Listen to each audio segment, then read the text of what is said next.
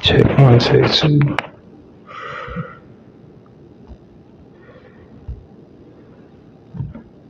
Oh, shoot.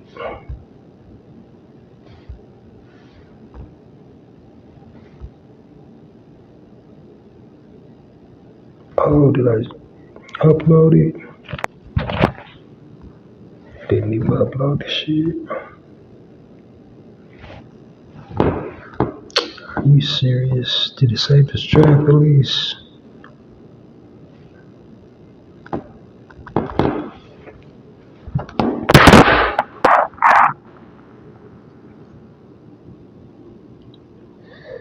Oh, God.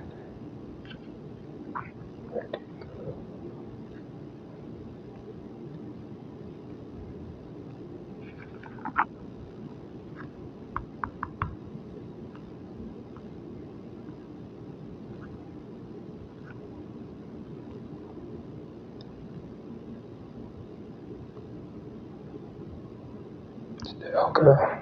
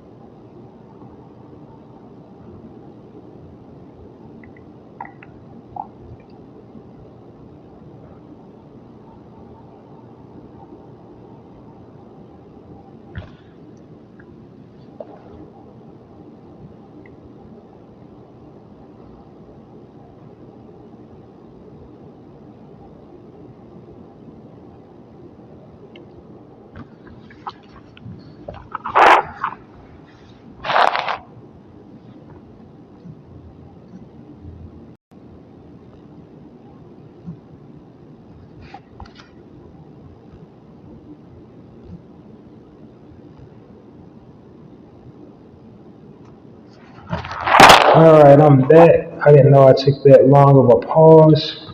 Um, so I was saying about the what I was saying about the mulberry is this is a very common thing to find outside in nature. Like I said, it grows all year round. It's most flavorful in the fall and the summer.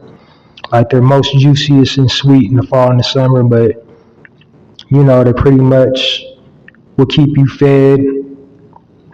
Like all fruits, I don't understand why cities don't just do that. Just plant fruit trees in like all the neighborhoods. Get more open garden spaces so people can help themselves and not be hungry.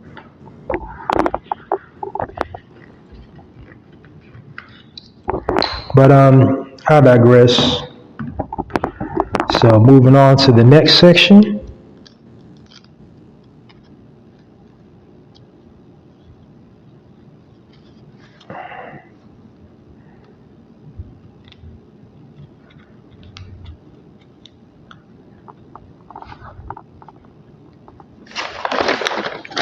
Next section is the speaking point of the day. My speaking point of the day is I usually tackle current events, um,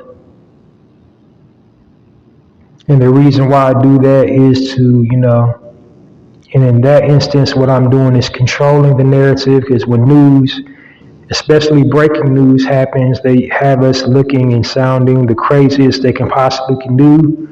So when I usually cover current news and the speaking point of the day, it's usually to control the narrative, and I control the narrative by, telling what happened from our perspective, through our lens rather than theirs. But in the event that I do not have a speaking point, sometimes I just freestyle and, speak about anything I have on my mind as it relates to or pertains to us as a people. But today's speaking point, I will give a brief synopsis about the movie The Woman King. All right, so I'm going to try to unpack it without trying to give any spoiler alerts. So I'm going to start off positive. It had a nice cast. Everybody did their thing. You know what I mean? Viola Davis, John Boyega.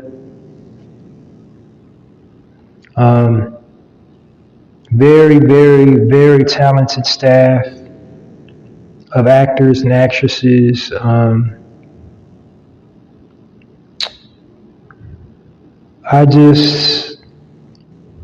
There were some great scenes in there. Really good fight scenes, choreographed fight scenes. The cinematography was excellent. They really built suspense.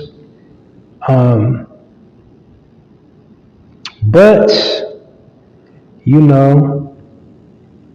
Hollyweird made it weird with all these agendas that they were trying to push in this movie.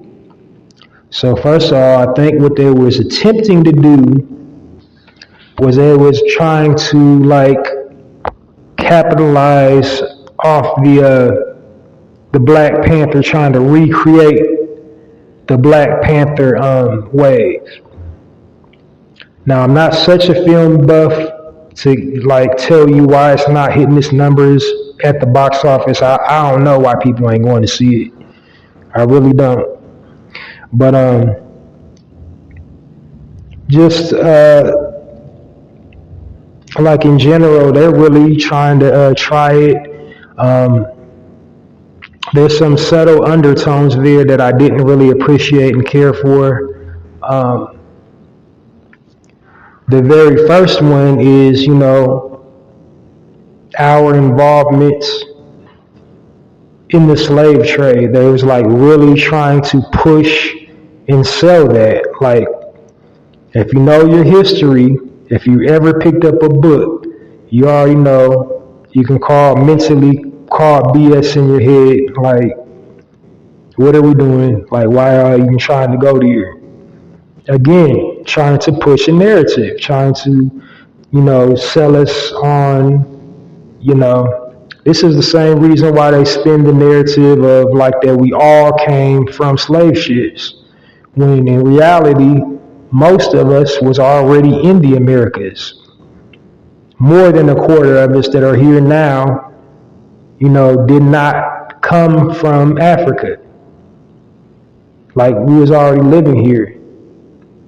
So when, they're talking about, the Pilgrims came and raped the Indians, they're talking about us too. It's just, they put that label black on us, the darker complected ones. The American ones that was originally indigenously already here, and put us on the plantation with the ones that came from Africa. But I digress. You know, it was that, and then there was that little undertone they kept on hinting at. They were just hinting at it. There wasn't like, I think they was really trying to just see if they can get away with it. See if the actors and actresses was really trying to, participate in it. I could be way off. I could be wrong, but from my perspective, it seemed like they was trying to push lesbianism in that movie, butch lesbianism at that. So again, to my brothers and sisters in that community, it ain't nothing, it's no shade. It's no me trying to be mean or seem like I'm intolerant of people in that community. But the facts is the facts. We was not doing that. We was not engaging that, entertaining that in any facet until we got introduced to Europeans. Like, we was not having that in our community.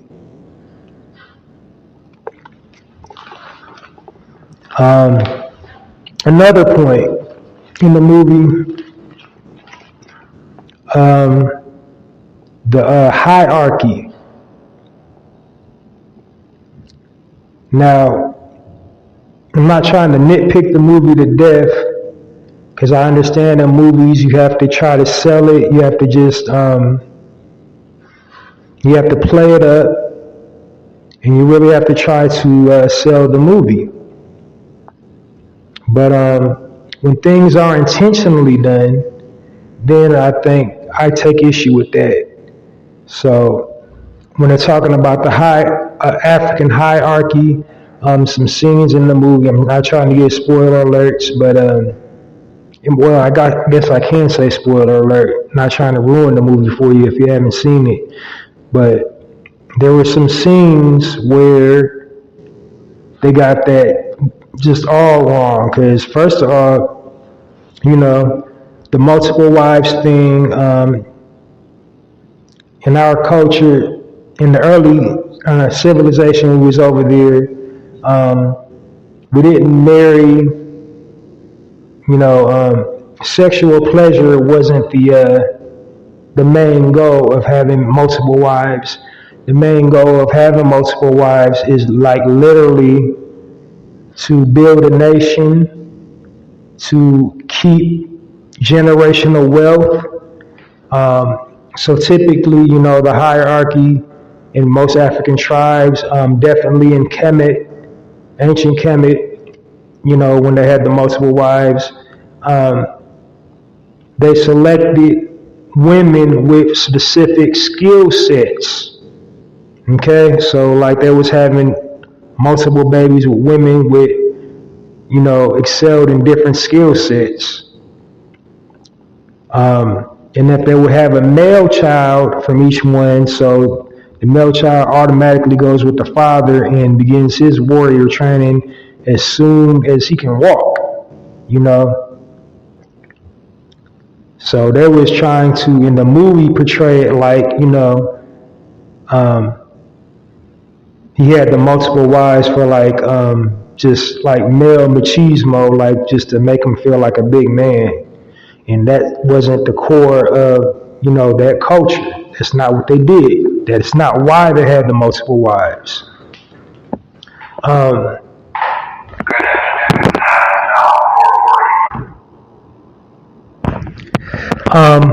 Also,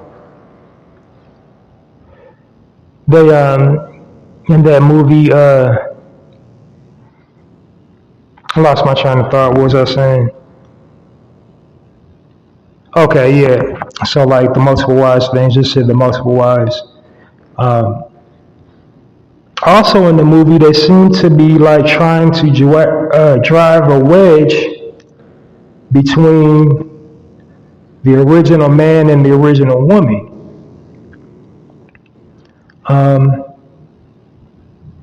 And here's the thing I say all the time on my platform. Our superpower as a people, it comes from our unity together. Like the original man needs the original woman. James Brown had a song said it's a man's world, but the hook was like it's nothing without a woman or a girl. And that's so true because when you go back in our culture, like we need the woman. The woman is the portal to, this universe. But in our culture, what we didn't do was put our women on a pedestal, but we definitely did not subjugate our women. And there was a whole lot of female subjugation, and we did not do that. Women ruled at our side from the beginning. From the beginning, they ruled at our side. They had equal roles in governments. Definitely had women warriors, so they at least got that part right. The woman king. So they did get that part right in the movie. It was a whole like elite guard of women warriors, essentially. And they was taking on men. But again, like I said, they was pushing that narrative like, I don't need a man. But you do need a man. And a man needs you. And that's, our core as a people today, and that's how they're trying to divide it, the original man from the original woman today. They're trying to divide us through this mass incarceration system. They're sending the original man to jail and leaving the original woman out here all by herself, and then she got to date outside of her race. They're separating us through finance, affording her more opportunities. So now they're making all this money, and I'm the high value woman, and I'm trying to get a high value man, and they're just not looking at a man as a man. They're just seeing dollar signs, and you know what I mean? And it's crazy, like all these like little things that they're doing in this movie, the undertones. Now that's not me just nitpicking and trying to find something not to like about it. Like it's a good movie. Like, don't get me wrong, it's a good movie. But if you're conscious, if you're aware, if you ever picked up a book, it's gonna be certain scenes where you're just gonna be like big bullshit in your head, bullshit. This nah, hell nah. It's a few scenes like that when it's how they're trying to depict certain things. That's all. I didn't really have nothing. I didn't want to just like seem like I'm just smashing it into the ground, but I'm just letting you know that they try it in this movie with these undertones, with these few little things. But like I said, great acting. I don't think it's going to be no Oscar buzz because like it's bombing in the theaters, but it's definitely going to be a cult classic. John Boyega and Viola Davis was absolutely amazing. There's scenes that they was in, but again, like these undertones that the director, I don't know, what was his creative vision behind that, but there was some stuff, some lines being crossed and some stuff definitely being tried in this movie. So I hope if like Ryan Coogler is watching, because Black Panther 2 isn't out yet, the trailer's out. So I hope he uses that movie as a blueprint to go back and do some tweaking if he needs to tweak it a little bit before they release it out. Because if it's going to try to be the Shuri movie, not Black Panther, if you're going to try to turn it into the Shuri movie, you're going to have an issue, bruh. You're going to have an issue. It should be the original man accompanied by the original woman, like side by side. You know what I mean? Like in perfect balance, perfect harmony. Like the man cannot overshadow the woman cannot overshadow the man. Like our energies have to align and sync up with one another. Just like a happy marriage. Like, you know what I mean? I can't be too macho. You can't be too controlling and demanding.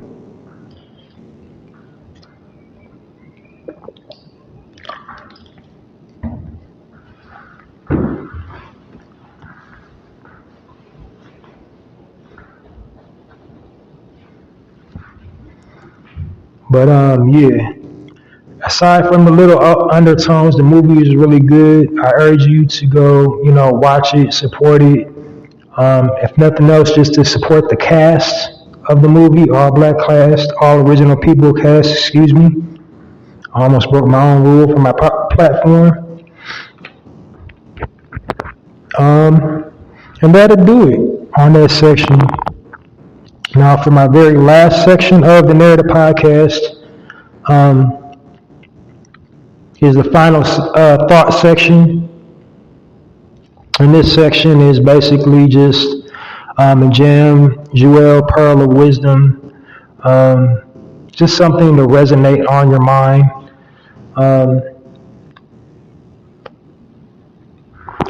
My thought is, I always talk about the power of words, the power of the spoken word. When you can speak things into existence, there is life and death in the tongue. So you must use your words wisely. But here's the thing I've come to, recently come across, or recently been pontificating upon, like, it isn't just what you say, it's how you say it, in the context in which you say it, that will ultimately, shape and mold reality around you, because words are electric.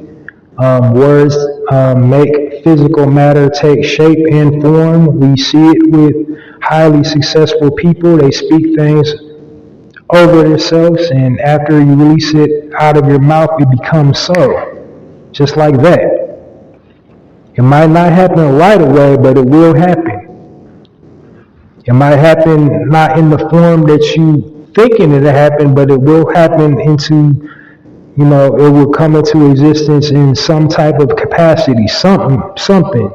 So I guess my final thought is the power of words.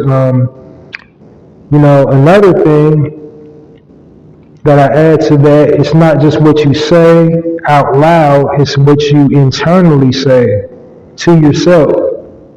Because, God, the higher power, the universe, whatever you call yourself, believing in, listens to your thought pattern. So you always have to make sure not only your words are matching what you want, or what you want to manifest, or what you want to attract into your life, you have to watch what you're thinking. That's why you must discipline your thoughts. That's why you have to stay in meditation. This is why you have to mindfully breathe, because your brain is the only thing that never sleeps. Like, even when you're asleep, in the sleep process, whatever they call the REM sleep, whatever they call it, your brain is still going. It's still firing electrical synapses throughout your body, still processing information. While you're napping, it's still sending signals to the brain. So your brain is still working even when you're not. You have to be mindful and just be cognitive and cognizant of what you're thinking. So you got to control your thoughts just like you got to control your mouth. You have to make sure your brain and your mouth are on one accord. You have to analyze and watch your speech pattern, not just watch your verbal speech pattern. You have to watch your mental speech pattern as well. And they both have to line up and sync with one another.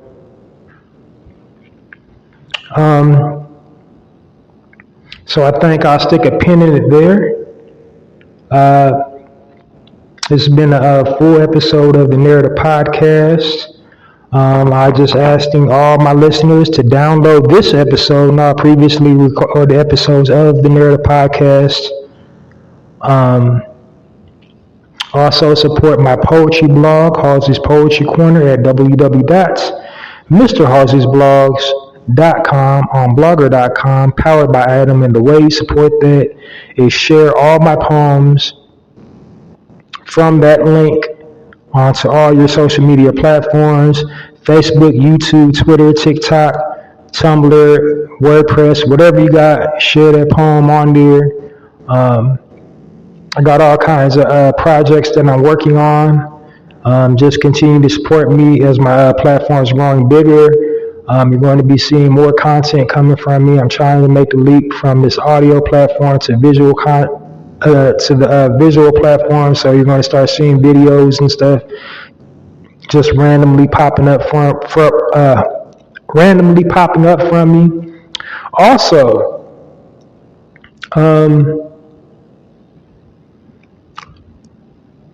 what was I about to say? Also, just know that I'm for the people. You know, I'm building this platform so I can build things for us. So I'm about to show you I'm walking like I'm talking it. But you know, standing solid, 10 toes down. Halsey Allen Narrative Podcast. In addition to my weekly feeds, I also do weekend feeds. I also do random lives. So to avoid missing one of my random lives, just check me out on Twitter, Halsey Allen on Twitter. Check me out on YouTube, my viewer channel, and you won't miss a live feed because my platform broadcasts directly to Twitter and YouTube when I'm doing a live stream. I don't ever know what days I'm going to go live, so just, you know, stay tuned into me all throughout the week so you don't miss a live. Set them alerts on YouTube. Subscribe to my channel, set your alerts. You won't miss a live, and set your alerts for Twitter, and you won't miss a live. You can chime in and interact with me like that. Like I said, I got all kinds of projects coming up. I'm going to end it here and check you out next week. This has been another full episode of the Narrative Podcast. Halsey Allen signing off, urging everybody, we have the power to change the narrative one post at a time. So share positive content on your social media. It is very important. Also download this episode and all previously recorded episodes of the Narrative Podcast. See you next time. Halsey Allen, Narrative Podcast, signing off. Peace.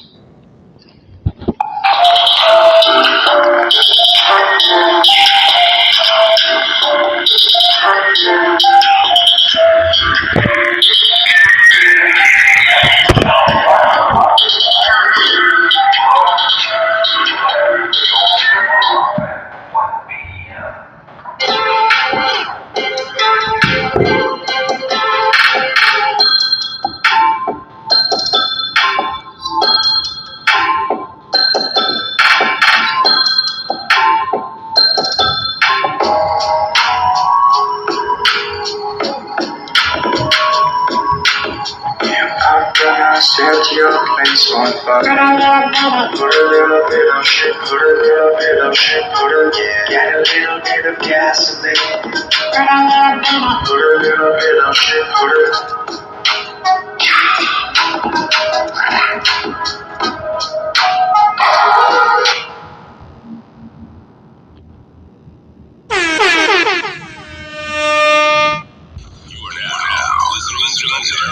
Podcast with Halsey Allen, the Narrative Podcast. Changing the narrative one episode at a time.